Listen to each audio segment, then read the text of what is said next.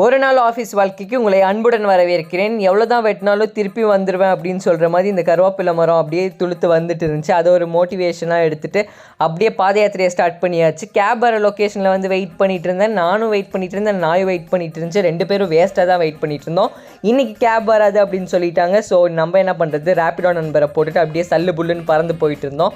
என்னோட நல்ல நேரமாக என்னமோ தெரியல, இன்றைக்கி டிராஃபிக்கும் இல்லை. இதுதான் நான் படித்த காலேஜுக்கு ஒரு வணக்கத்தை போட்டுட்டு அப்படியே சல்லுன்னு போயிட்டு இருந்தோம். ஒரு வழியாக கேம்பஸ்குள்ளே என்ட்ரி ஆச்சு. என்ட்ரி ஆன டைம் பார்த்தீங்கன்னா 8:20 ஆகிடுச்சு. அதுக்கப்புறம் 10 மினிட்ஸ் தான் இருந்துச்சுன்னு சொல்லிட்டு அப்படியே ஒரு சாக்லேட் மட்டும் வாங்கிட்டு அப்படியே சடுகுடுன்ட்டு நம்மளுடைய லாகின் பண்ணுறதுக்காக போயிட்டேன். அப்புறமேல்ட்டு கொஞ்ச நேரம் கழித்து பிரேக் வந்து உட்காந்துருக்கும் போது தான் நம்ம செஞ்சு தாஜ்மஹாலை முன்னாடி வச்சுருந்தாங்க. அதை உங்களுக்கு காட்டிட்டு அதுக்கப்புறமேல்ட்டு கொஞ்சம் டைம் இருந்துச்சு. அப்புறம் லாக் அவுட் ஆகிடுச்சு அப்படின்னு சொல்லிட்டு நம்ம வந்து கேப் அலாட் பண்ணியிருந்தாங்க. அந்த கேபில் வந்து உட்காந்துட்டு அப்படியே வீட்டுக்கு வந்தாச்சு கைஸ். இதுதான் நான் வீட்டுக்கு வர வழி.